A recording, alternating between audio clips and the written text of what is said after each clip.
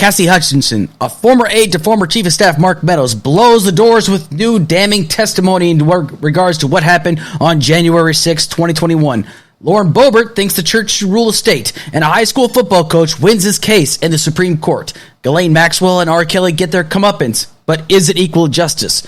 Twitter is filled with morons, and let me share with you the statements of one of those morons. And finally, some serious environmental concerns. This is Current Events on Tap.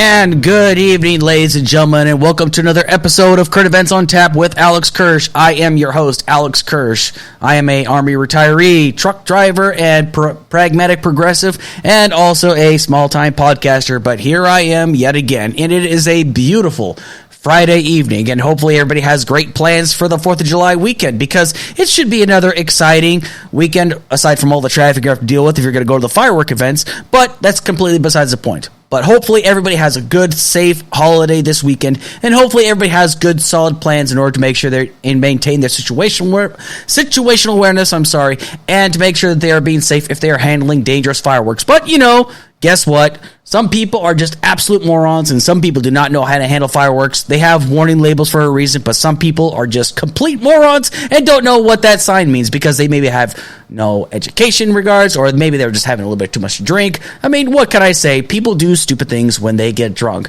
Oh, speaking of which, it is time for us to talk about the beer of the week. The beer of the week is the Petoskey Horny Monk. Yes. No, not that kind of horny monk, I'm sorry. But this is the Petoskey Horny Monk. It is a Belgian-style ale, okay? It is brewed by the Petoskey Brewing Company, based out of Petoskey, Michigan. Their brewery started in 1898, but this particular beer was made in 2013. It has alcohol percentage of 6.9%, and it can be found in a local or quick stop or liquor store throughout the state of Michigan, or you can look it up online to see if your liquor store has it in stock. If not, you can always try to find a way to order it and have it delivered to your door. But however, I am now going to rate it based upon my categories: price, pour, aroma, taste, and then give it an overall rating at the end out of 5. So first we'll talk about the price. The price is a 5 out of 5. It's affordable, and you can get a 6-pack for about $11. Now, some people might say, oh, that's a bit expensive for a 6-pack of beer, but you got to remember, this is not a typical kind of beer, okay? This is actually a brewery-style beer that is a microbrewery and whatnot. It's not your typical Budweiser or whatnot. So, honestly, for a beer like this, $11 isn't too much to ask for, especially if you're getting an alcohol percentage of 6.9% per can, for crying out loud. It's a very decent price for a beer, so once again, a 5 out of 5. The pour, I'm going to give this pour a 3 out of 5. It's a very steady pour, but there's not really too much head. Now, some people might say head is not that important, okay? Giggity, giggity, giggity, okay? But honestly, sometimes the head actually provides a little bit of substance to the beer, honestly. So there's not too much there to begin with, honestly. Like, even if you are not that great of a pourer, sometimes, you might get a little bit, sometimes you won't get enough. I mean, honestly, it's okay, I'd say. The aroma, I give that also a 3 out of 5, okay? So, based upon what I've read, and upon first whiff of this beer, you kind of get a scent of, plums, raisins, malts, different kinds of wheat and yeast. It's a variety of different flavors. It's not my favorite kind. It still doesn't smell bad. But, it's not exactly one that I'm just jumping out of my seat and just screaming for the moon for. But it's not a bad scent. So, once again, a 3 out of 5. Taste. I will, however, say the taste of it is really good. However, I would actually recommend that this is the kind of beer you would want to drink cold. Now, I'm the kind of guy where if I drink a beer, I could determine if it's a good beer if you can drink it at room temperature or if you drink it cold, okay? If you can drink both, I would in both temperature ranges, it's a pretty decent beer. But if it's better if you drink it cold, then I gotta knock a few points off it. But honestly, even though if you have to drink it cold, it still tastes really good, so I gotta give that a 4 out of 5, okay? Warmer, I would not really say it's as good, really, but again, the taste is really there. So once again, I'm going to give it a 4 out of 5. Overall, I'm going to give this beer a 3.5 out of 5. It's not a bad beer. I actually would recommend it, but I would definitely say it's shooters or drinkers' preference in this regard because, for some people, they don't really like these malty, weedy, plum, raisiny type of beers, Some people just like that, hard-hitting Budweiser type of beer. But honestly, I'm a connoisseur of beers. So again, it's not a bad beer, okay? But if you're in the mood for a Belgian style amber beer, this is a halfway decent beer for you to drink, okay? But if you're more of the lighter Pilsner or IPAs or the darker Dunkels, whatnot, this may not be the beer for you. But honestly, it's not a bad, it's a pretty good happy medium in that regard. So once again, I'm going to give this one a 3.5 out of 5. Now, on to the news.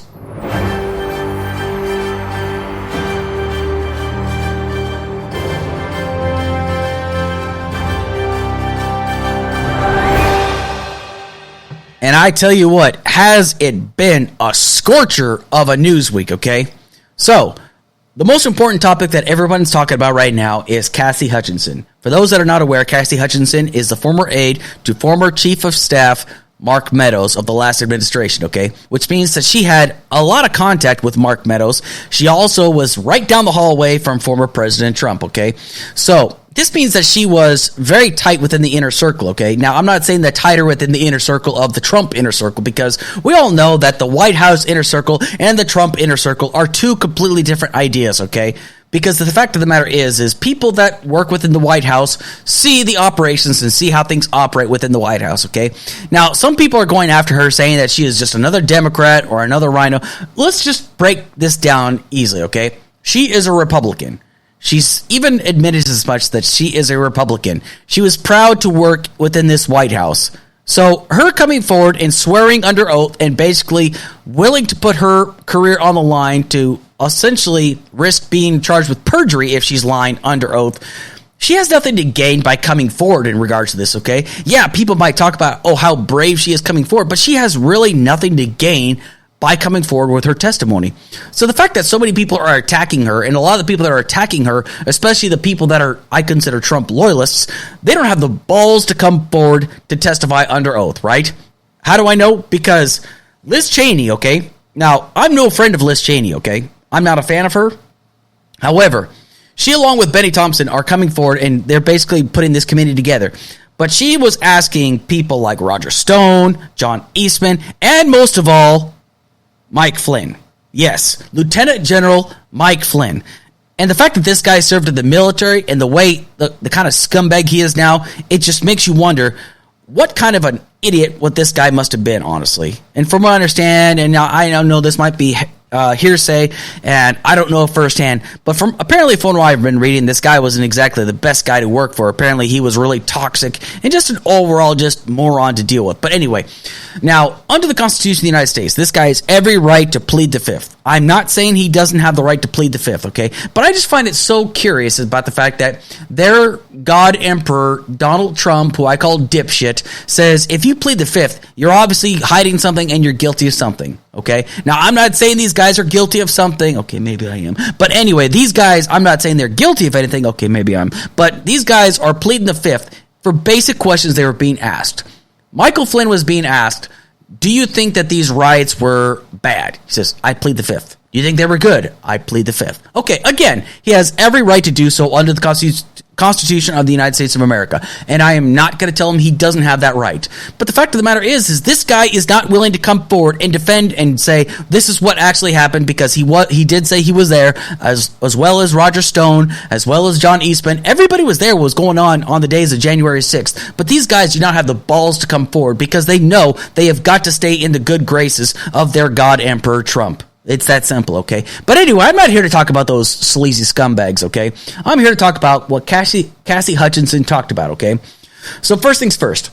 Some of the testimony she brought up was the fact that during January 6th, all right, the day that they were going to certify the elections, the day that Vice President Mike Pence at the time was going to certify the elections, okay, Donald Trump, John Eastman, Rudy Giuliani, And all these other people, all of his other Trump loyalist army went up on stage and they were talking about why the election, how the election was stolen, the whole 9 yards, right? Well, the people that were gathering in, right, to hear this speech, they had to go through something which is sort of like a metal detector, but they're known as mags, okay? Now, I can't remember what they're exactly called, but that's not important, okay? This is supposed to pick up on whether if they're carrying weapons, devices, things they're not supposed to have. So apparently, according to her, these guys were coming in with weapons, okay? And not just AR-15s, because apparently AR-15s were seen on that day. Now, I want everybody to understand something, okay?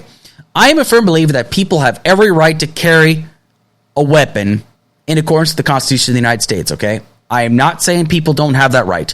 I do think, however, if you have to go to a Subway or a grocery store and you've got your AR-15 on your back, you look like an absolute moron. You look like a tool bag, in my opinion, okay? And I am no problem actually saying something like that. You've got no reason for going to Walmart with an AR-15 on your back. If you're going to be smart, carry concealed, okay? Quit making yourself look like a bigger target by carrying an AR-15 on your back, okay? You look like an absolute moron, okay? But enough about that, okay? But these people were not just carrying AR-15s. They were carrying spears, flagpoles with cement on them, stun guns, bear spray, batons, bats, the whole 9 yards. I mean, these were weapons that were eventually used on our Capitol police officers on that day. It is it's inarguable, honestly. Okay? These are the tools that were used to fight against our democracy on that day. But the thing is they were not allowed to be confiscated, essentially. Trump at the time was furious, says, these people are not there to harm me. Now, this is what she had stated under oath, okay? Again, she stated this under oath. Now, anybody is welcome to come forward and prove her wrong under oath and give their testimony, okay? They are free to do so. And I definitely challenge anybody to come forward and say, what she said is absolute bullshit, that was never said, and prove it. I would love, and if that happens, then guess what? She screwed herself at the end of the day. But again, she has nothing to gain by this. She has everything to lose and nothing to gain. So anyway, when Donald Trump heard that these people were going through the mags, he says, I am the effing president. These people are not here to hurt me. Take the effing mags away, apparently. So he wanted these mags removed, apparently, according to Cassi Hutchinson, because he says these people are going to march down to the Capitol next. Now, why would President Trump say something like that? Why would he want mags removed? Why would he want people that he has heard about have flagpoles, bear spray, stun guns, batons? What the hell do these people have these weapons for? Well, rumor has it these people were expecting a presence by Antifa, Black Lives Matter. Now, I'm not saying that's what's going to happen, but that's exactly what they've been told. But the fact that these people would show up armed should already raise a million red flags. Now, I want everybody to remember something, okay? A few years ago, down in Richmond, Virginia, there was a large gathering, and a friend of mine was down there, okay, Big Sarge, if he's listening, yes. He went down there to see what this event was all about. Now, there was people on both sides of the political spectrum. You had, Proud Boys, or you had people on the right, you had people on the left, including Antifa. They all came together, and they all had their firearms, and they said, we're here to protest for our rights, okay? Nothing happened. There was no fire set that day. Nobody was hurt. People went through the metal detectors. No issues. No issues whatsoever, okay? And, even my buddy Big Sarge even got himself, a quick question with, batshit crazy, Alex Jones.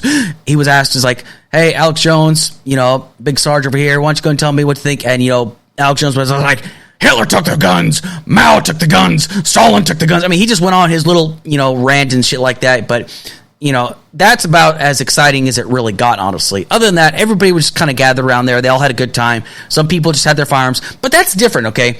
I mean, some of these people look a little bit ridiculous, but everybody knew the intent that day. This is something totally different, okay? For months, since November, ever since Trump found out he lost the election, he has been inciting the masses, his Trump loyalist army, to say the election's being stolen, and he says, you got to fight like hell, you got to show strength. Rudy Giuliani said, oh, well, there has to be a trial by combat. I know I'm paraphrasing, but he said trial by combat. That part I do I do know. But the fact of the matter is, okay, if you're going to tell me that Trump did not intend for these people to go over and cause harm, you're full of it, okay? But the fact of the matter is, harm was caused that day, all right? There is no denying that, okay? No denying it whatsoever. And the fact that so many people say, oh, it wasn't Trump supporters, it was Antifa. If that was the case, then why aren't so many Republicans coming forward saying that this is the case? Because it's probably not true. The fact of the matter is, there is so much evidence right now coming forward in regards to this, that there are so many people that are coming forward saying, yes, the majority of the people that have been arrested are all people that say, we are here because Trump told us to be here. Because they wanted to overthrow and not allow the election to be certified to go forward. That's a direct attack on our democracy, and that's why so many people are in prison. No, they're not in Guantanamo Bay. Don't let Tucker Carlson tell you that, okay? These people are all in prison. These people all either pled guilty or they had their trial. Now they're serving their 40-some months in prison, okay? So here's some other things that Cassi Hutchinson said. Now, she is saying this. She's not talking about this in hearsay, but I'm going to talk about that issue that everyone's bringing up right now. She had actually overheard when Mark Meadows said, when he had mentioned to the president that the mob wanted to hang Vice President, then tongue-tied. Then Vice President Mike Pence, they wanted to hang him. He says, well, maybe he deserves it. Now, I'm not saying that's what he said, but that sounds about right. That sounds pretty damn consistent, honestly, because he did not denounce him. The only people he denounced was Vice President Mike Pence. He says, Mike Pence chose not to do the right thing. He didn't denounce the mob. He didn't say the mob was in the wrong. He simply said Vice President Mike Pence chose to not do the right thing. Let's not forget the fact that he chose not to do a welfare call when the mob attacked the Capitol that Trump was very well aware was going on. He chose not to do a welfare check on his own vice president. If that was the case, Mike Pence would have come forward, okay? He would have come forward and says, oh yeah, he called me. Nothing. Zip. Zilch. Nada. Not a freaking call to his own vice president. So, the fact that we would hear something like this is truly damning. That she overheard Mark Meadows, her boss, saying when he told the president, and the president said, well, maybe he deserves it. That is frightening, okay? And the fact that there are so many people out there that says, oh yeah, we're going to go out there, we're going to overthrow our government, we're going to... Listen, okay, some of you morons have no idea what you're talking about. You've never been organized. You have no idea what it means to organize. You have no idea what it means to fight against the government. Some of you people have never even been shot at, honestly. Some of you people have been taught tactics by militia members, some who have never served, or some that have outdated tactics. Some of these guys are just absolute tools, and yet you're listening to them through every aspect, okay? It's just absolutely ridiculous, the fact that so many people think, oh yeah, we're going to go inside the Capitol building and kill Mike Pence. Well, guess what? You almost fucking succeeded, right? You were 40 feet away from him and you couldn't get to him, all right? And honestly, I think it's a shame that so many people tried to overthrow and cause harm to our vice president. A guy I don't even freaking like. But guess what? I would never, ever want harm to come to Vice President Mike Pence at the time, okay? Never have I ever called for his harm to be done upon him. I want him to be denounced. I want him to be brought down because of what he believes in like conversion therapy. But I don't want any physical harm to come to him. These people did, though. These people were literally looking for him to Speaker of the House Nancy Pelosi. Some of them were going after AOC. I can't even begin to imagine what might have happened had they actually gotten a hold of them. Like, holy crap, that would have been absolutely devastating. But the fact that that last president chose not to denounce the attacks, he might say, oh, do it peacefully, but we know secretly he didn't want peace. He wants people to do his bidding because that's the kind of guy Trump is. He will want people to do his bidding, won't denounce it, and he will just leave those people to rot. Of course, he's going to say, oh, if I become president again, I'm going to pardon them. Pfft, yeah, okay. Only if people just swear their undying loyalty to him. That's exactly the kind of guy he is. So, one of the things that people are calling her Cassi Hutchinson for is because she had overheard that in the Beast, which is one of the vehicles that the president travels in, the president of the time travels in, was that he demanded to go to the Capitol. His detail says, it's too dangerous. We don't have the personnel. We don't have the manpower. He once again said, I am the effing president. Take me to the Capitol building right now. When they refused to do so, He reached in through to grab the steering wheel to drive it. And then when somebody tried to stop him, he put his hands around this guy. And that's basically what she said. Now, she's not saying that that's what happened. She's saying this is what she was told what was happened, okay? Now, there are people that say, oh, she's a liar because there's no way that's possible, because those windows are basically to prevent a thermonuclear attack. I don't remember what the hell these people said. But the fact of the matter is, the diagram, there's actually a diagram, if you look it up online, it says that can be controlled by the president himself. Or herself, whatever. But anyway, the president has the ability to control the divider, so it's not too far out of the ordinary. Now, there are videos going around on Twitter of people sharing this, showing that there was a lot of movement going around inside. Now, I'm not going to say that's what happened, but I wouldn't say it's too far outside of the character of this absolute moron, this absolute moron we had in office last time, because the guy has a temper tantrum. Let's not deny this. I mean, I saw his temper tantrums on Twitter, for crying out loud. This guy has meltdowns anytime people challenge him. That's the kind of guy he is. I mean, there is no denying this. So is it too far outside of reason to believe that Donald Trump might have had a little bit of a meltdown because of this? Oh, I believe it 100%. Now, if it did or did not happen, that remains to be proven. But I'm saying it's entirely possible. But the fact of the matter is people are calling Cassi Hutchinson a liar. Again, she has nothing to gain or lose by coming forward. She's doing this because she feels it is her patriotic duty to do so. Now, she is risking death threats. She is risking losing her career. She is risking losing future employment opportunities. She's risking jail time if she's lied under oath and committed perjury. Now, if there are people that come forward and prove her wrong, then by all means, come forward and prove her wrong.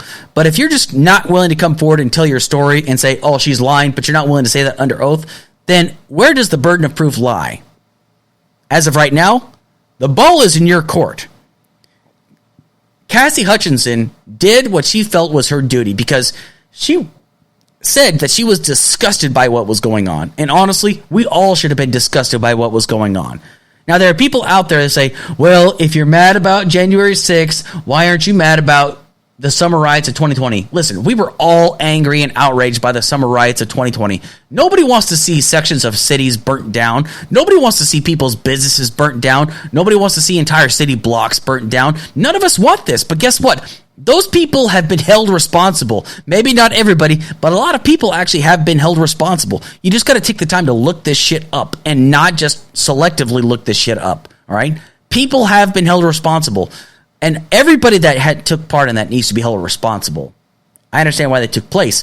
But had this just been a peaceful protest where nobody was hurt, you would not hear a peep out of me. I don't care. People have every right in this country to protest, especially if they feel that election was stolen, which there is still no proof that the election was stolen. No, I'm not going to pay $20 to watch 2,000 Mules because I refuse to give Dinesh D'Souza any money for something that can easily be disproven in court, probably. But that guy is too much of a coward to actually come forward and actually testify under oath. I want to see Dinesh D'Souza actually testify under oath to prove that 2,000 Mules is actually legitimate and not just a fraudumentary. But like I said, Cassi Hutchinson has nothing to gain and everything to lose by coming forward. Now, if you're going to tell me that, oh, she's obviously doing this for fame, okay, you mean to tell me that she is willing to risk prison time? She is willing to risk incrimination. She's willing to risk perjury and being prosecuted for committing perjury for fame? All right. You can think that if you want to. I, for one, think that you're being ridiculous. A lot of the people that have come forward are Republicans. A lot of them wanted Trump to win, actually. Brad Raffensperger from Georgia, the Secretary of State of Georgia, wanted Trump to win. But the fact of the matter is he knows that there was no widespread voter fraud that proved that the election was stolen. But that moron is too stupid to understand that there was no election fraud. Because obviously he didn't win, therefore people cheated. This guy is a moron, he's a sore loser, and he just needs to go on about his day and just stay down in Mar-a-Lago. Cassi Hutchinson, I just want to let you know that you did your patriotic duty, and I salute you for that. Anyway, it is time to move on to the next topic. So, Lauren Boebert of Colorado, okay? Now, this woman I consider just to be an absolute laughingstock because she's just so outrageous.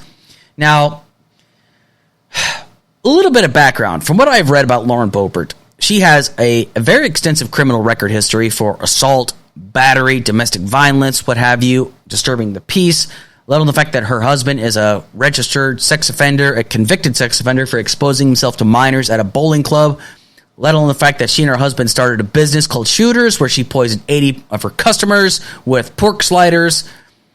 I mean, she is just an absolute basket case of a person. Now, I'm not going to make fun of the fact that she's had a GED, but the thing is, like, she damn near failed it like a third or fourth time.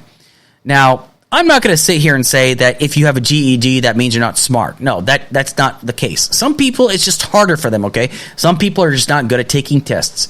But when I listen to this woman talk, it feels like my IQ level is dropping dramatically because based upon how stupid she says. Well, she said a real doozy this week. So in regards to when the topic of the separation of church and state comes up, okay? Now, people need to have an understanding about this, okay? In the First Amendment, okay, it does not say anything verbatim about the separation of church and state, all right? Now, just to make sure that everybody understands what the First Amendment says, okay, I'm going to make sure everybody understands what the First Amendment actually does say, okay? It says, Congress shall make no law respecting an establishment of religion or prohibiting the free exercise thereof or abridging the freedom of speech or of the press or the right of the people to peaceably to assemble and to petition the government for redress of grievances, okay? This means, okay, that means not one religion is going to be respected or rejected, okay? Now, as long as your religion does not dictate you causing actual physical harm to people, you should be free to practice whatever religion you want. Even if it means praying to the flying spaghetti monster, okay? It should not matter, okay? As long as you're not causing any physical harm to anybody, you should be free to practice whatever religion you want to. However, according to Lauren Boebert, okay, this is what she said, and I quote, "The church is supposed to direct the government. The government is not supposed to direct the church," Boebert said. "That is not how our founding fathers intended it, and I'm tired of the separation of church and state junk. That's not in the Constitution. It was in a stinking letter, and it means nothing like what they say it does." She clearly has no idea what she's talking about. This is why I cannot take her seriously, and the fact that she actually won her primary just really makes me wonder, do these people just really like her, or is it the fact that she's a Republican? I mean, she's just, God, she's such an absolute moron. God, I just don't get her. What is so appealing about her? She has done nothing beneficial for the country since she's been in office, but yet people like her. Why again? Can someone please sell me on the Lauren Boebert ticket, for crying out loud? Why? Because she likes guns? I'm sorry, that's not good enough in my opinion. I mean, you got to have some level of common sense, and common sense to her is literally none, okay? Now, I want her to understand something. Thomas Jefferson talked about how there was a clear line separating the church and the state to protect the people, that to ensure that the state is protected from the church and the church is protected from the state, okay? That's why they were escaping from from Britain in the first place, because the church was ruling. The church was the state, okay? This is what people are not understanding, okay? There is a wall separating church and state to ensure that the church is not the overriding and the overall end-all, be-all of our state that dictates all of our laws, okay? Now, all this is going to tie in together into my next part of this topic, because everyone seems to think that the church is in danger. The church is not in any danger around here, okay? I want everybody to have a clear understanding, okay? Everybody has a right to go to any church they want to. People have a right to protest. They have a right to, publicly, scream out their religious beliefs. I mean, if you don't believe me, look at the Westboro Baptist Church. I am not a fan of these people whatsoever, but they have every right, in accordance with the First Amendment, and they took this to the Supreme Court. They have every right to go and protest outside of military funerals and say, thank God for dead soldiers, thank God for 9/11, thank God for AIDS. And as disgusting as those people are, they have every right to, in accordance with the First Amendment. Now, we have got to remain morally consistent in this regard. these people, and everybody has the right to protest, okay? Everybody has a right to pray. Everybody has a right to protest in accordance with the First Amendment of the United States. Now, just because you have the right doesn't always mean that you probably should, but some people still choose to do so. Now, the reason why we are so inconsistent, especially with people that seem to lean very hard to the right, that are very, very uber conservative, they seem to think that that rule only applies to them. And they don't realize that this rule and law applies to everybody. Now, I remember in the state of Oklahoma, there was somebody that put a Satan, what's it called? Like a Satan statue outside, but that's still protected under the First Amendment of the United States in this country. There's no denying that. It is completely inarguable. Now, what some people seem to not understand is that just because people have a right to protest or preach the gospel, what have you, some people just, you know what, I don't want to have any part in that, and that's entirely their right to do so. But that's where it kind of ties into my next topic, though. There was a high school football coach, okay? A high school football coach in Bremerton High School. And this football coach, okay, he goes by the name of Joe Kennedy. He's a Marine Corps veteran and a high school football coach and a devout Christian. In 2015, Coach Joe was fired from his job. This is according to Newsweek. Was fired from his job as an assistant coach at the local high school after he disobeyed a school directive banning him from saying post-game prayers on the 50-yard line. Now, this was brought to the attention by the school board by the opposing team, okay? Now, what would happen is like this coach would come at the 50-yard line after each game, and he would have the players on his team and teams and those on the opposing team, anybody that want to participate, essentially, to pray, right? Not a big deal, okay? Now, first things first, I don't care if people want to take part in that, okay? Because when Russell Wilson played for the Seattle Seahawks, he would, after each game, he would gather people from his side and from the opposing team, and they would sit down and they have a quick prayer giving praise to God, okay? Not a big deal, all right? I think everybody should have a right to pray regardless of their religious affiliation. Now, that goes for all religions. Whether you're a Buddhist, a Muslim, if you're a atheist, or that you don't want to participate in it, or if you believe in the devil, or Wiccan, whatever religion it might be. I don't even care if it's the Jedi religion. Now, yes, that is a recognized religion. If people choose to pray in whatever fashion they want to, they should be free to do so. But nobody should be forced to partake in it, nor should people be demeaned and damned for not wanting to partake in it. Now, not everybody that is a Christian damns those that do not partake in this religious, show of participating in religious practices, right? But that's not what this is about. The fact of the matter is the school board told him, hey, stop doing that, and he kept doing it, okay? Now, he had every right to take this to the Supreme Court, but it never should have gotten this far. The school board should have let him do whatever he wanted to do, as long as he wasn't being a total dick about it, okay? That's all there is to it. If you're not being a dick about these things, you shouldn't force people to partake in this. That's that simple, all right? If people don't want to participate, they should not be obligated to. They should not be forced to. If people don't want to be it, then they can just go to the locker room. But if they're guilted, if they're saying, hey, listen, you're not a true good person, you're not a part of this team if you're not out here praying with the rest of us, okay?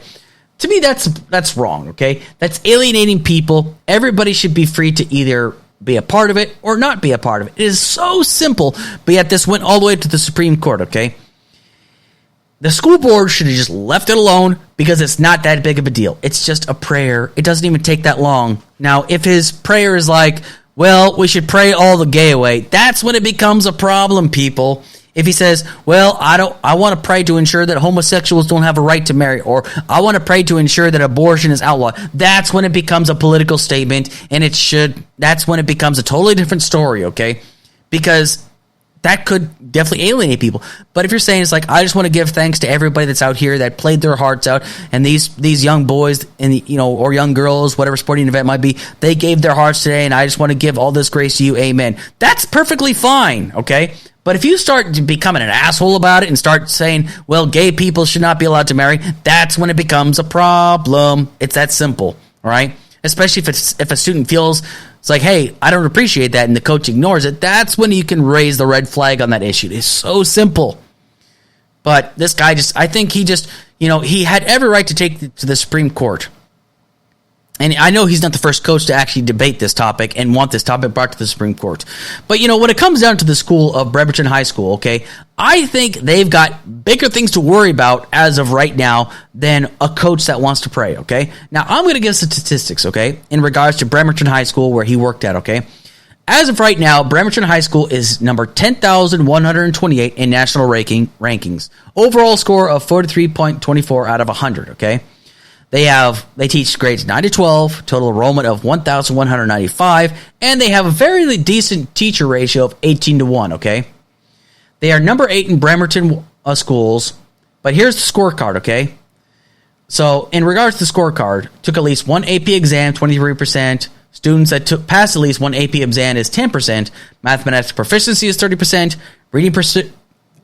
Reading proficiency is 59%, science proficiency is 50%, and graduation rate is 76%, okay? 76% might seem good, but it's well below the state median, okay? Well below the state median. Next, the College Readiness Index rank. Nationally, they are 8,883. State, number 182. College Curriculum Breadth Index rate, 9,223, that's tied. And by the state, number 184, also tied. State Assessment Proficiency Rank, number 12,635, number 241 in their state. State Assessment Performance Rank, number 7,061, tied. In their state, number 131. Graduation Rate Rank, number 16,414, which is tied. And state, number 297. Now, I could just read statistic after statistic, right? But the thing is, here's some of the most important ones, right? Total economically disadvantaged number. They are 59 percentile. Free lunch program, 48 percentile. Reduced price lunch program, 11%. Full-time equivalent teachers, 65%. Now, there is a lot of problems in this regard. Again, I'm not trying to take a hit on the school, but honestly, them focusing on this football coach for wanting to pray should be the least of their problems. Now, if students feel like they're being alienated, then yes, they could have definitely raised the red flag. But I just feel like this is not that big of a problem, honestly. This is not the most number one concern. It's the overall quality of education that they should be focused on, not an assistant coach willing to have students pray. Now, this is the thing that people need to understand. There has to be a consistency here. If people are okay with Christians and only Christians praying in school, you've got a problem. You're not being consistent. But if you are a Muslim school teacher to pray in school, you should not be freaking out about it. Allow the Muslims to pray, the Buddhists to pray, the Hindus to pray. Everybody should be allowed to pray in accordance with their religion and their tradition. Now, if you're going to give these people a hard time because they're not Christians, you got a problem, you got a lawsuit. There's no consistency in that regard. But everybody swears up and down that we are losing religion in this country. That's why there's so many school shootings. That's bullshit. Okay? That is bullshit. Taking religion out of schools has not resulted in these school shootings. Guess what has resulted in school shootings? The shooter. The lack of mental health care in this country. The fact that somebody can go out and buy a gun or get access to a gun with no limitations at some points. You could be 18 years old in some places, buy a gun, quick background check, and then you go shoot up a school. That's what happened in Uvalde, Texas. It's not because of a lack of religion or because of religion. It's because this person, we say is, oh, this person's mentally ill. That's the only excuse we seem to come up with, okay? This is not an anti-gun campaign. I'm simply saying it's bullshit to keep saying, oh, well, it's because we don't have religion in schools, okay? I'm just going to remind you all, there was a church in South Carolina where Dylan Roof sat in a church for 90 minutes before he killed all of those churchgoers. And you're seriously going to sit here and tell me it's because we took religion out of schools? Bullshit. That's not why. It's not because of religion. You don't need religion to be a moral person. It might help, but you don't need religion to be a moral person. If you need religion to teach you how to be a moral person, then I'm sorry. What is your upbringing? Do you not have, parents? Do you not have guidance counselors? Do you not have people to help you through this? Some people turn to religion because they need that spiritual guidance. And you know what? God bless them. I am all for it. I am all for people getting help, especially if religion becomes that help for them. But if you're just going to say, oh, we have these problems because of a lack of church in the school, because your children aren't allowed to pray, that's not the case, okay? It's a very complex issue, and it's one that we have got to focus more time on. It's not just because of religion. It's because we are not focused on things like mental health. We're not focused on things like the quality of school to ensure that children are well taken care of. It's a variety of issues, and you can't just blame one issue on it. It's nothing more than a cop-out. But anyway, at the end of the day, when you look at the separation of church and state, it was there for a reason, to ensure that the church does not take over the state and that the state does not take over the church. I mean, look at all the churches that we have around here, okay? Especially these multi-million dollar churches that are tax exempt completely. But yet people like Joel Osteen are out there living in multi-million dollar mansions. And yet when a hurricane hit down in his neck of the woods, his church could not be bothered to take care of the parishioners because they didn't want shit to get stolen out of there. That's when you know that he's not really a religious person. He's just saying he's religious, but he's just profiting off of you because you're too gullible to buy into his bullshit. Anyway, that's just the way I'm looking at it, okay? So, the separation of church and state is there for a reason. It's implied in the First Amendment. You can argue it until you're blue in the face. But the beautiful thing about the Constitution is that our forefathers, our founding fathers, knew that the times were always going to change. Nothing is set in stone. That's why the Constitution has consistently changed over the centuries. It's not against the law to change some parts of the Constitution. It just has to make sense. It has to be practical. We're not asking everybody to go back to the days of ink and quill and muskets. No, but the Constitution was put in place to make sure that it made sense and had common sense with the times. But anyway, let's just say that Lauren Boebert is a person that does not need to be in a position of power any longer. She needs to be voted out. So Colorado, I implore you, don't vote for this person. She is not well. She is not well in the head. There is something seriously wrong with her. Anyway, time to move on to the next topic. Ghislaine Maxwell, a woman that was associated with Jeffrey Epstein, she was apparently his girlfriend for the longest time, was sentenced to 20 years in prison. R. Kelly was sentenced to 30 years in prison for trafficking. Both of these people are human traffickers. Let's make no mistake about it. They were both traffickers. One just got a higher sentence than the other person. Now, I'm not here to say that R. Kelly didn't deserve a sentence, but I'm wondering, why is it that Ghislaine Maxwell only got 20 years? What makes her case so special? It kind of makes you wonder. Is it because she made a deal? What kind of a deal did she make? Why is it that this black book that she had, of all the customers that she and Jeffrey Epstein had, why has that not been released just yet? Those are the things that kind of make you go, why hasn't a single person been released? Who exactly are we protecting? Who exactly is she protecting? Now, there are people out there saying that she's going to suffer the same fate as Jeffrey Epstein, who did not kill himself. I am a firm believer he did not kill himself, all right? Because this guy is connected to some of the most powerful people on the planet. That I have no doubt. Time to take a drink. Take another drink of the Horny Monk Ale. But who was she connected to? Why hasn't this book been released? Why is it that we did not have so much exposure to what was going on? Granted, I don't want the victims' names to be released, but I feel like we should know exactly what was going on. Who were the customers? Who was involved? Prince Andrew is definitely one of the customers. And yes, he's been renounced of all titles, but why isn't he being prosecuted? Why isn't he being brought upon charges? Why aren't all the people involved in this case being brought up on charges?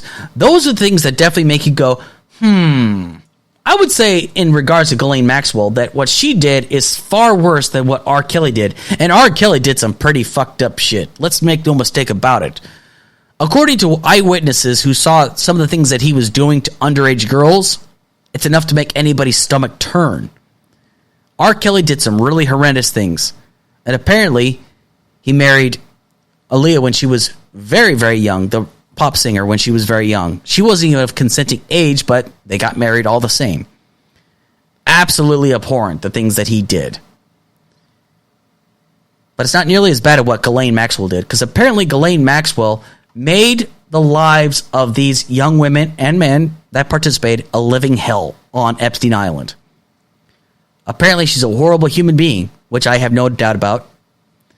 But the fact that she only got 20 years, it kind of makes you wonder, why only 20 years? Is it because of her connections? Is it because she's a woman? I don't know. I hope not. Across the board, if you get prosecuted for human trafficking, you should get the maximum punishment. So you kind of have to ask yourself, what exactly was it that she actually got away with? I mean, obviously she didn't get away with, but why only 20 years, but R. Kelly got 30 years? Those are the things that I'm very, very curious about. But we may never know the story about this. But the fact of the matter is that they got their comeuppance. The only question is, which one got the true justice? Was it R. Kelly or was it Ghislaine Maxwell? So, looking into the Twitter. I subscribe on Twitter. Now, if you want to find me on Twitter, just look for me under the Alex Kirsch Project, okay? Just type it on Twitter, you'll find me. Alex Kirsch Proj, okay? As I was scrolling through the Alex Kirsch Proj on my Twitter feed, one that kind of popped up. Now, there's a woman by the name of Stephanie Ruhle of MSNBC's 11th Hour and Liz Wheeler of OAN, okay? Now, I don't watch MSNBC, and I damn sure don't watch OAN. OAN, to me, is nothing but Trump political loyalist hour, what have you, okay? However you want to put it. But the tweet by Stephanie Ruhle says, what is the Republican plan to combat inflation? Good question. Because inflation is a huge problem, not just here in the United States, but all over the world. This is a objective truth. Inflation is affecting us, as are the gas prices. But here comes Liz Wheeler in all of her brilliance. This is what she says, and I quote, 1. Drill for oil here. 2. Open pipelines. 3. Stable energy policy so investors don't bulk. 4. Stop sending money abroad. 5. Stop printing money we don't have. 6. Stop pushing BBB, Build Back Better, $5 trillion in spending. 7. Ditch ESG so companies stop putting climate first, as she put in quotations. 8. Reduce supply chain reliance on China. Now, this goes to show that Liz Wheeler has no freaking idea of what she's talking about, okay? First things first, we are drilling for oil here, stupid. We are drilling for oil here. We've been drilling for oil here. Biden has actually been drilling 34% in his first year, more than Trump did in his first year. He broke one of his campaign promises to stop drilling on new federal land. He's actually increased drilling. There's 9,000 permits that have already been approved by the government for these oil companies to drill on. They just need to get to drilling. So we are drilling oil here. The pipelines are open. The Keystone Pipeline is fully functional. The Keystone XL is something that you're focused on, which a lot of these morons focus on. They say, oh, open the Keystone. The Keystone Pipeline is open. Google it. Look it up. I promise you, you will see it. The Keystone Pipeline is fully functional. You're focusing on the Keystone XL pipeline, which wasn't going to do anything for our gas prices anyway. It was only 8% complete. My God, it only had 11,000 permanent jobs, which 11,000 over the distance that it was going to go is not that many if you think about it. And it probably wasn't going to be complete for another few decades or however many years it was take to finish. But it wasn't even close to finished. So, open the pipelines. The pipelines are open. Stop with this bullshit. Seriously. Stable energy policy. We are working on a stable energy policy, but the fact of the matter is Republicans are so adamant about shutting down these energy policies. They only want to focus on one thing, which is fossil fuels. More than likely because they have so much invested with these fossil fuel companies. If they try to outsource and try to outreach to these other alternative energy sources, they're probably going to lose a lot of investors in regards to the fossil fuel industry. Now, granted, there are possibly some fossil fuel investors that are willing to go towards green energy because they see the benefit in green energy, because green energy jobs are still some of the fastest growing jobs on the market in this country. Stop sending money abroad. Foreign aid is something we eventually get back. Foreign aid needs to be looked at as has been explained to me by some geopolitical experts. Look at foreign aid as an insurance policy, okay? If you stop sending foreign aid to certain countries, they're still going to need that aid, and they're probably going to seek that money from somebody else. Now, if we stop sending money to, let's say, for example, if we started sending money to Malaysia, right? And if we stop sending that money to Malaysia, guess who might take advantage of that opportunity? Yeah, China. China was like, hey, listen, they stopped sending you money. So how about we start sending you some money, but we want some of this in return? Because obviously, China's not going to send money out of the goodness of their hearts. They're going to do this because they want that real estate, that prime deal real estate. I'm not saying that's going to happen, but that's the kind of thing that China might want, actually. So, yeah, some people might say, oh, I want us to stop sending money abroad, especially to places like Ukraine. Well, first things first, let's remember something.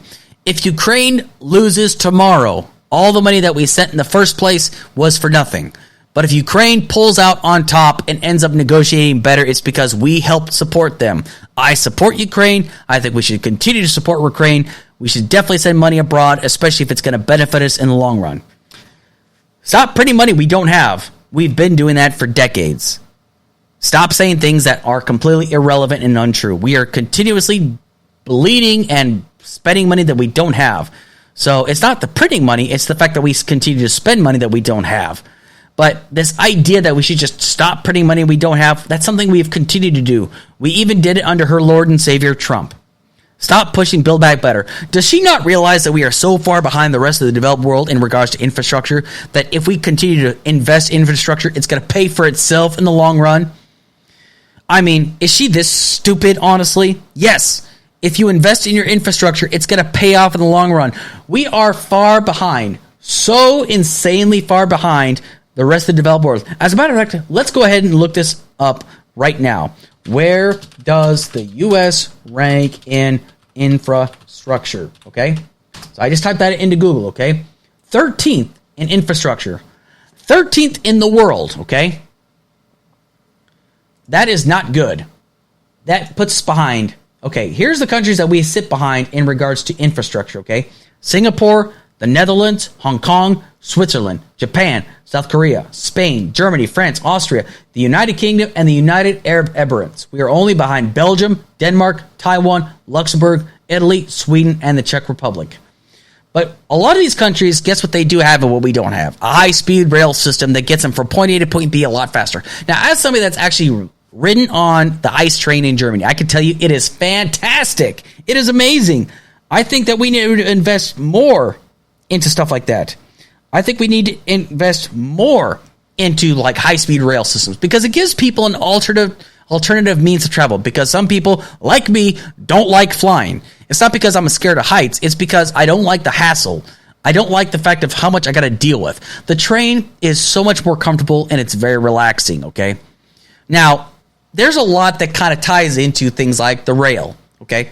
Now, I talk a lot on Discord, okay? And there's a guy that I talk to on Discord who actually used to work along the rail lines. Now, the reason why the rail lines are failing so much is because people don't like to be out for long periods of time, because, let me tell you, that's some hard work. It's exceedingly hard, difficult work. But so you got to incentivize the people to actually be willing to work out for long periods of time. That includes better health care. That includes better job security. That also includes to make sure they get permissive, TDY, time away from home kind of deal, to ensure that you are actually be able to provide for you and your family while you're away. There has to be incentive to create these jobs and to maintain these jobs. That's where everything like this public transit or rail system comes into play. You can't just wave a magic wand and expect everything to be fantastic. That's not how it works. But infrastructure, we are so far behind the rest of the developed world when it comes down to public transportation, when it comes down to ensuring people get to work on time. If you invest in these things, it's going to pay for itself in the long run. Now, granted, it's not going to work right away. It's not going to something that you're going to see a benefit or a payback from in the next year or two. It's something that takes about 5, 10, 15 years until you see a return on it. But I'm telling you, this is something we should be investing in. I am willing to pay more in taxes so that we have better infrastructure. So that way people that live in low-income neighborhoods are able to get to work on time, to utilize a public transportation system, okay? This is not hard to think about. It's absolute common sense for us to understand that this, even though I hate the term Build Back Better, but this is the most expensive infrastructure we've put in our system since the highways were put in, since the interstate highways were put in under Dwight Eisenhower. That was in the 50s, for crying out loud. Why is it that we are taking our time and investing in our infrastructure again? Time for another drink. Yeah, still tastes good. But it is inexcusable, and I think it's absolute bullshit that we are not taking the time to invest in these things. The last administration had every opportunity. They even had a $500 billion plan to invest in infrastructure. But he pulled out at the last second. Why? Because of the Russian collusion bit. He put his pride ahead of the country. Next topic that she said. Ditch ESG so companies stop putting the climate first. Now, I want you to understand something, okay? This is such a dumb thing to say. What people need to understand is like, we only have one planet. It's not we can just escape to Mars tomorrow, okay? If you don't take care of the climate now, we're going to pay for it later on down the line. So yes, we do have to put the freaking climate first, okay? And no, this is not some tree-hugging crap. It's absolute common sense and reality. If you don't put the climate first, if you just think, oh, well, you know, we could take a few shortcuts here because the climate's still going to be here in 50 to 100 years. Yeah, it's going to be here in 50 to 100 years. But what's the state that that climate's going to be in? Is the temperature going to increase? Every time the temperature increases, it makes things harder to, like, for example, for crops to grow because then you need more water to water those crops. Maybe they're not going to have as much rain this next year. Maybe your winters aren't going to last nearly as long. We have these earthly cycles for a reason. And if you don't pay attention to that, if you don't let science dictate how the climate is taken care of, and if you just let your innovation and business take over common sense on how to fix these problems, then guess what? You're in for a world of hurt. Maybe not now, not 10 years, not 50 years, maybe not even 50 years, but maybe in the next 100 years, then you're going to start seeing an impact. Why? Because we decided not to act now. What might happen in one side of the country could have drastic impacts in the next side of the country. But I'm not going to let somebody like Liz Wheeler tell me these things because she doesn't know what the hell she's talking about. I let the scientists, the people that actually know what they're talking about, the people that actually invest and spend a great deal of time, people that probably got a degree and this is their bread and butter, I let them tell me this is what we're dealing with right now. Man-made climate change is a real thing. And the final one, number 8, reduce the supply chain reliance on China. Does she not realize that the reason why we put so much business into China is because, first of all, labor in China is insanely cheap. People over there can get paid $2 or $3 of our dollars, which is good for them over there, but it's a lot cheaper for the businesses to send those businesses overseas to places like China or to Venezuela, to Vietnam, places like that, because it's so much cheaper because then guess what? Their taxes are insanely lower.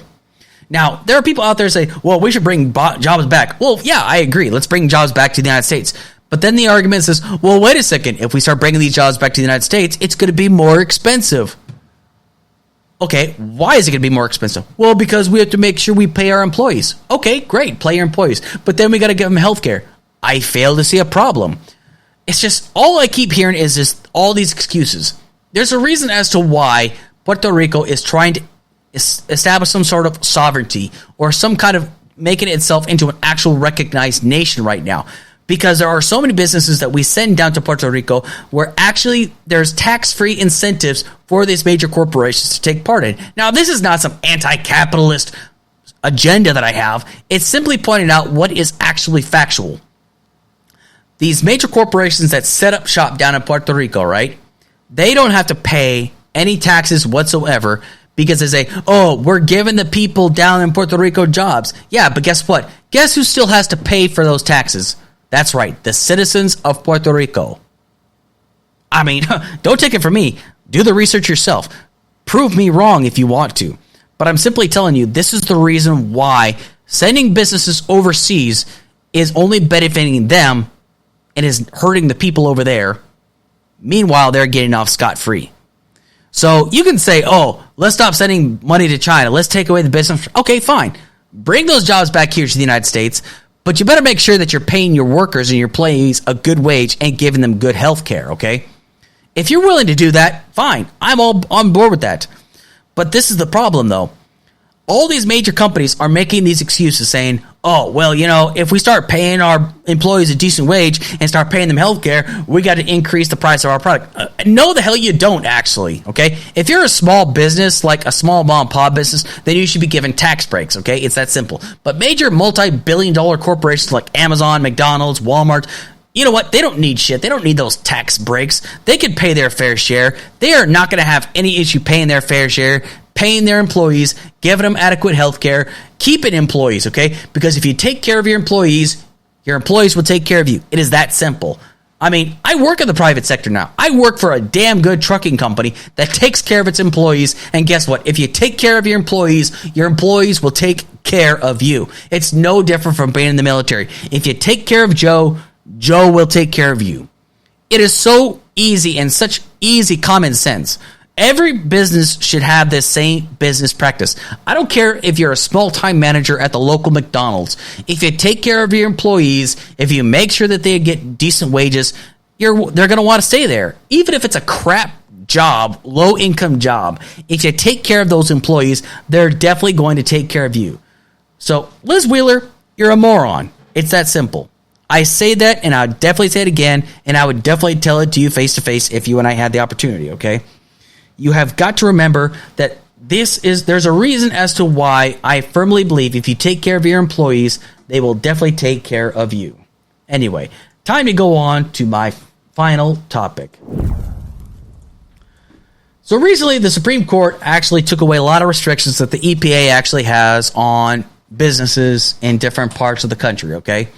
Now, we need to understand why this might be a dangerous precedent, because I've already stated it, how man-made climate change is the real thing. Like, man actually has an impact on how the climate operates, okay? This is just pure fact. There is no denying this. Experts have said this. Anybody that says that this is all bullshit, well, guess what? Look at the science. Look at the science behind all of it, okay?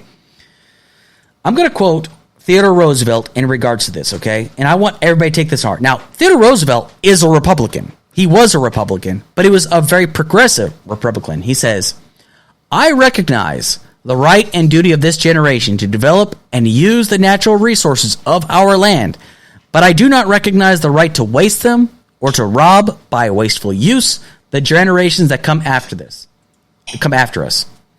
It is so easy for us to realize that, yes, we can use the natural resources of the land, but to waste it so that we can never have it again is the true crisis that we are facing. Now, the climate does play a lot into it.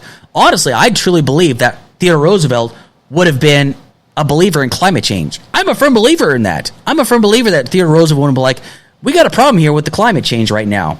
Now, I might be speaking out of turn because I don't know Theodore Roosevelt, but based upon everything that I know about him, he was very big about preserving the environment. But one thing that I want everybody to understand, okay? John Oliver has a platform on HBO called Last Week Tonight. I think it's probably one of the best news programs out there. Even though, yes, he tends to be a little hyperbolic. Yes, he does use a lot of obscenities. Yes, he does tend to be, more left-leaning than most people like. But the fact of the matter is, every week, he always talks about an issue that we should be talking about. Issues we should be focusing on as well. Like, for example, the last topic he talked about was water. However, the topic that I'm also going to bring up is the fact that he talked about environmental racism. Environmental racism. What am I going to bring up? Am I just going to be virtue signaling? Am I just going to be talking about something that has no effect on me? Well, guess what? Yes, this issue has no effect on me, but it's not about me, okay? The reason why I'm bringing this up is because the environment plays a lot into this episode. I want everybody after this episode to go to YouTube, type in Last Week Tonight with John Oliver, and type in environmental racism. Watch it with an open mind and tell me if he's wrong. Tell me that he is just blowing it out of proportion. And I can tell you right now, he is not blowing it out of proportion. The reason why this is because, in summation, it's talking about how zoning laws and lax regulation in the U.S. means your zip code can determine your health. There are certain parts of the country where landfills are seen at, okay? Now, everybody knows that a landfill is just a part of, like, how our system runs, okay, for waste disposal. However, nobody takes into account what these waste systems and what these landfills and where they're located at, right? Some of them are laid down in low-income neighborhoods, and some people will say it's by design. Well, guess what? There are people that have put these landfills there that say that's the point. It's because these are low-income areas. Because I'm not going to put this in my backyard. If I was to find a nice, area, a suburb, right? A place that actually has, like a suburb area where the average income is like $80, $90, $100,000, right?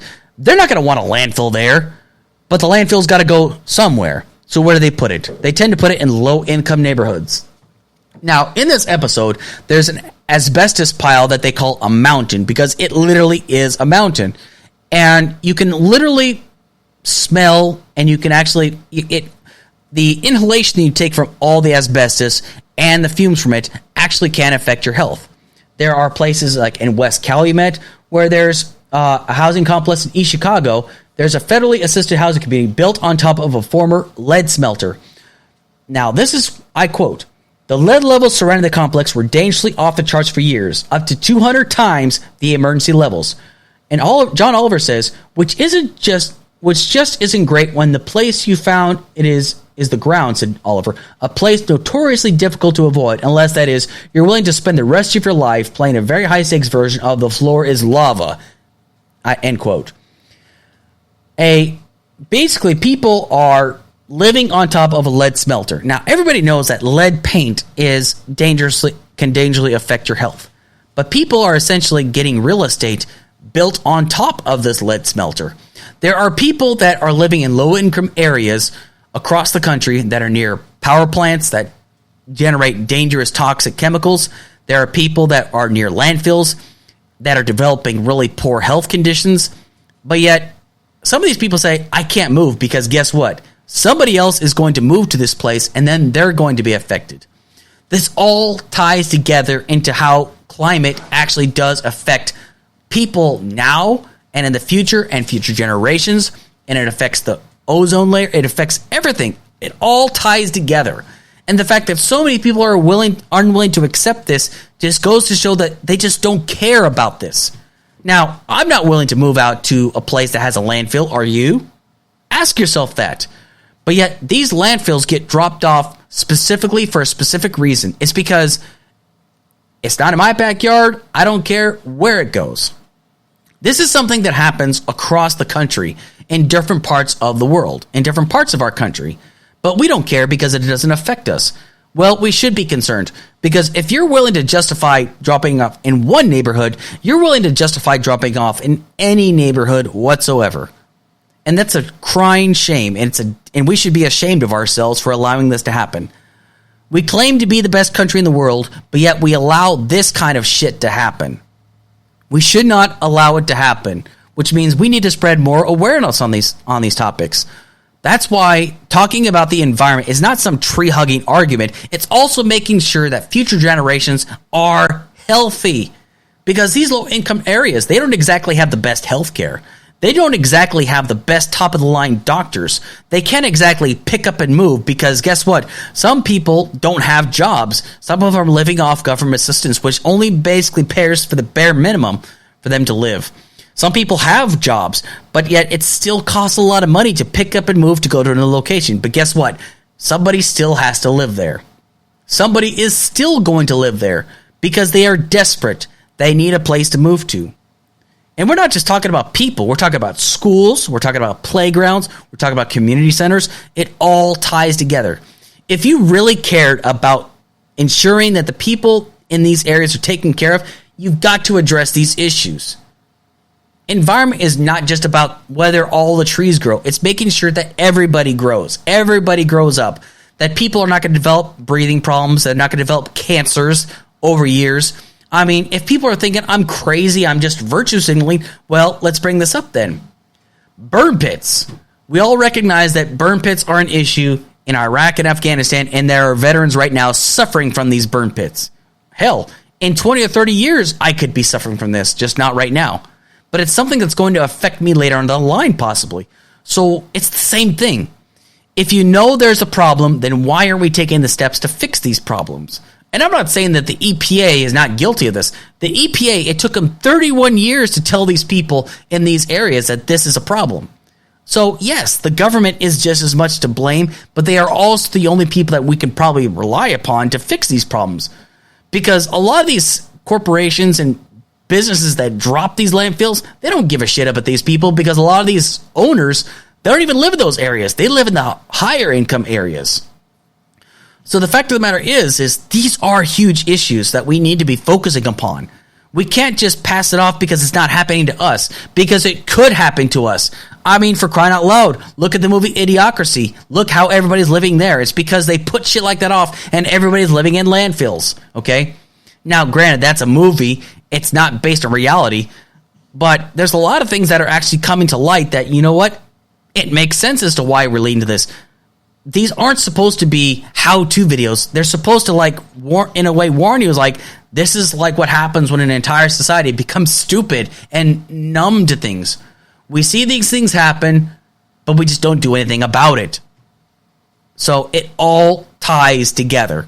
That's why it's so important for us to talk about these issues. And again, I'm not trying to virtue signal. I'm simply saying how things are.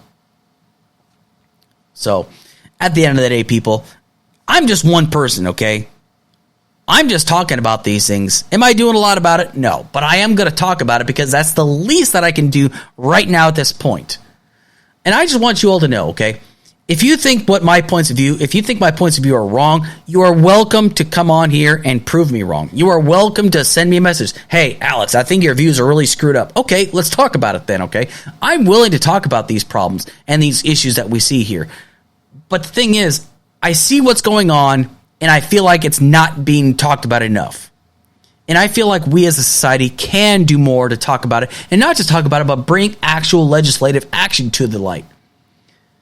But the thing is, at the end of the day, we are our own worst enemy. We cannot get out of our own way.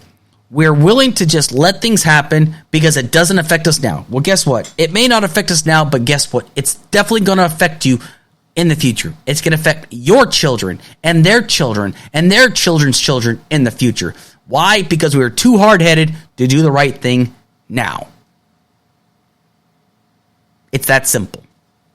Anyway, I want to take the time to thank everybody that's listening to right now or listening on the replay. And please be sure to show me some love by going to all my social media pages. You can find me on Twitter. You can find me on Facebook. I have my Facebook page, the Alex Kirsch Project, is back up and running. You can find me on Twitch. You can find me on YouTube. You can find me on Spotify. This podcast is now available on Spotify. Hopefully, I can get this podcast available on iHeartRadio. But please, like, share, subscribe. Do what you got to do. Get this podcast out there, because guess what? I'm trying to get this podcast out there for everybody here, because you know what? I don't just like talking about beer. I like talking about what's going on in the world, and I give you my point of view about what's going on in the world. But I just want to take the time to thank everybody that took the time to join me today. Thank you so much. I still haven't come up with a slogan yet, but I will definitely let you know what that slogan is. And thank you so much. Everybody, have a safe weekend. Have a safe 4th of July, and take care, and God bless.